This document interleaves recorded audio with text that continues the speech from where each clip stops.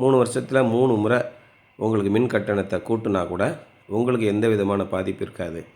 அப்போ எல்லாரும் மின் கட்டணம் உயர்ந்துருச்சுன்னு சொல்லி பதட்டப்படும்போது சோலார் போட்டிருக்கவங்க எல்லாரும் சந்தோஷப்பட முடியும்.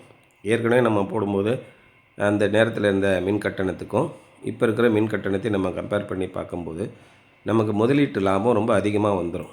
அப்போ 10 ஆண்டுகளுக்குள்ளே மிக கடுமையான ஆதாயம் நமக்கு கிடைக்கும். இன்னொரு திருப்தி என்னென்னா, நமக்கு தேவையான மின்சாரத்தை நாமே நம்ம வீட்டில் உற்பத்தி பண்ணிக்கிறோம். அந்த மாதிரி பண்ணிக்கிடும்போது நீங்கள் என்ன வேணால் செலவு பண்ணலாம். மின்சார கட்டணம் அதிகமாக இருக்குமே அப்படின்ற கவலை இல்லாமல் இருக்கலாம்.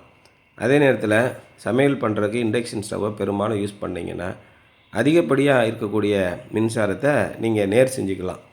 இப்போ மார்ச் மாதம் 31 வருது. நம்ம ஒரு 500 யூனிட் 1000 யூனிட் கூடுதலாக உற்பத்தி பண்ணி நம்ம கணக்கில் இருக்குது அப்படின்னா அதுக்கான தொகையை அவங்க கொடுக்க மாட்டாங்க. அதை வந்து ஜீரோ பண்ணிட்டு போயிடுவாங்க. அப்போது நம்ம டிசம்பர் மாதத்துலேயே நீங்கள் பார்த்தீங்கன்னா எவ்வளவு மின் கட்டணம் நம்ம செலுத்தியிருக்கோம், எவ்வளவு மின்சார யூனிட்டு நம்முடைய கணக்கில் முன்னமே இருக்குன்றது நம்முடைய பில்லில் தெரியும்.